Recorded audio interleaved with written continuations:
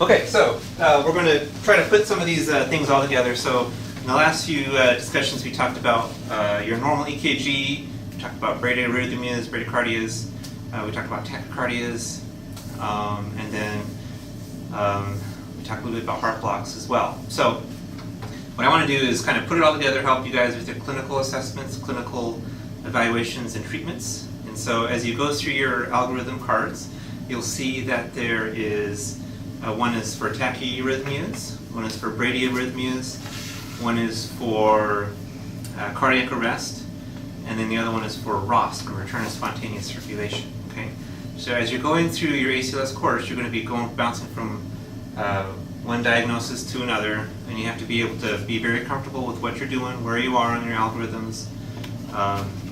Think on your feet, think clearly, be able to direct your team on what they're doing, and you'll do just fine. Okay, so let's kind of go over briefly. Let's start with your tachyarrhythmia. Okay, so go ahead and pull up that algorithm if you could, please.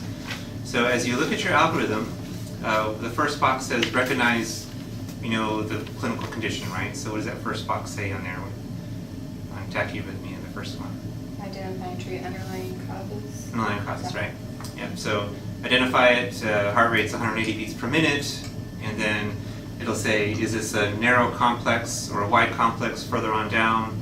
Of course, you have to assess their clinical stability. Are they stable or unstable? The key thing with that one is to be able to recognize an unstable tachycardia and to be able to treat right away and not be worried about doing things like vagal maneuvers. And so somebody has, she's a 35-year-old female who has a heart rate of 180 beats per minute, and her blood pressure is 70/30. She's got ischemic chest discomfort. She's pale and diaphoretic. She's confused. She's symptomatic. You need to move fast. Don't be saying, "Oh, bear down." No, you want to say, "Okay, let's prepare for synchronized cardioversion at 50 joules," and then maybe while you're waiting to get everything set up, say, "Can you try to bear down?" But get the thing set up first. If they have an IV and you're having a hard time getting the machine set up, sure, go ahead and try to treat with some adenosine, but just make sure you move into synchronized cardioversion, right? If they're relatively stable, maybe they feel little flutters in their chest, and they have a narrow complex tachycardia, and you say, oh, it's SVT, supraventricular tachycardia. That's when you can say, yeah, try to bear down, or you could be saying, like, let's get some adenosine. And so let's start at the back here. What's the dose of adenosine that you want to give for supraventricular tachycardia or narrow complex? Do you remember? 6 milligrams. 6 milligrams, very good. And then if that 6 milligrams doesn't work, what's the next dose? 12 milligrams. 12 milligrams, very good. So, and then you could be like, well, we've given a couple of doses of adenosine, and she's still tacking away, and she's still relatively stable. And that's when you maybe seek expert consultation and think about some synchronized cardioversion. And then that's when you talk about, like, consider sedation. Okay, so you want to give maybe a little medication because it's going to hurt. And so then you can kind of think about doing that. But don't stop what you're doing to give sedation. You need to save her life first, and then you can think about that later. But if you have time, definitely give some sedation. Okay, and so that's your narrow complex. And then if you have a wide complex tachycardia, I'll give you a hint for ACLS and your testing. If it's a wide complex tachycardia, they're going to be in cardiac arrest without a pulse. Because if you look at your algorithms, if it's a wide complex and they're stable, it's, seek expert consultation because that's a tough one to treat. Don't ask me how to treat that one because I don't know. All right, so then you move to your bradycardia algorithms, and they're kind of the same thing. And you say, you identify, the heart rate's 30, you identify if they're symptomatic or not. If they're symptomatic, you want to move towards treatment. And then so you here in the front row, what's the treatment for bradycardia, the medication dose? 0.5 milligram bolus IV atropine. Very good. Okay. And so if that atropine is not working or it's ineffective, what would be your next step that you want to consider? Transcutaneous pacing. Transcutaneous pacing. Do you understand what transcutaneous pacing means? Where you get the heartbeat to go faster. Exactly. So you'll have the pads on, and you have the machine. You can set the dials to capture, or not capture, to be able to cause the heart to beat at a certain rate. There's a SWING course. I don't know if you guys have done the SWING course. We talked about that last time, but The basically, goal one. yeah, it'll kind of Haven't tell, done it yet. kind of teaches you how to do it, but you'll also kind of learn how to do it during the ACLS class. You'll most likely never have to do it. I've never done it, but you got to know how to do it just in case you have to. Okay, you want to save their life. All right, so treatment of tachycardia, bradycardia, and then of course for cardiac arrest, it's its own algorithm.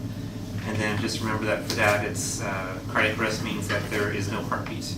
The heart stopped beating, even though you might see electrical activity. So electrical activity could be ventricular fibrillation, that squiggly line. It could be pulseless electrical activity.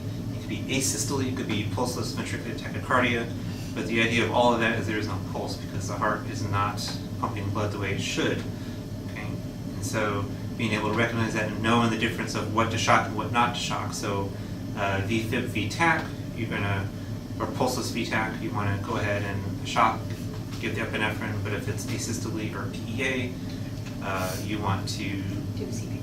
do CPR and give epinephrine, but you don't want to shock that one. By shock, that's kind of the layman's term. It's an easy one and it's quick and it's fun to say, shock them. But technically it's defibrillation compared to synchronized cardioversion compared to transcutaneous pacing, because each one of those means you're delivering electric shock, but just a different type and a different concentration of electricity, right? So when you have your ventricular fibrillation, the heart is fibrillating, and you want to defibrillate that with the dose, boom. And if you don't ever remember the doses, it's in that little gray box on the other side of that page. It would be this box right here. Let me just take it here for a second for the camera. That would be this this here box right here. Okay, and so in that box, you're going to want to be able to recite to the instructor CPR quality during those lulls of like 2 minutes of nothing to do. Say, okay, guys, push fast, push hard, greater than 100 beats, so on and so forth. If you want to know the doses of the medications that's on that card, the dose of the electricity, end-tidal CO2. Do you remember end-tidal CO2 values? So there's two values, two numbers I always keep telling you guys to remember. What are those two numbers that I keep telling you to remember? 40 and 20. 40 and 10. 10. That's right. So 40 millimeters of mercury. That's going to indicate return spontaneous circulation. Means you and I should have a end-tidal CO2 of about 40, just kind of sitting here. On the other hand, if you're doing CPR and you want to measure CPR quality, the number you want is 10, end-tidal CO2 of 10 or greater. So if your end-tidal CO2 is like 8 or 6, then you have to do better chest compressions. Okay, that's your end-tidal CO2. And then of course you have your ROSC algorithm, and you just kind of go through that there as well. And you'll want to look at, okay, they're back. We saved them, and these are the steps you want to do. You want to take a look at their blood pressure, give them maybe some IV fluids if it's a little bit low. You're going to want to get a 12 lead EKG if they have what's called a STEMI or ST elevation MI. You want to get them to the cath lab. And then you want to do what's called targeted temperature management. I believe the numbers for that is 32 to 36 degrees Celsius for 24 hours. So you just want to cool their body, and it helps to improve their survival.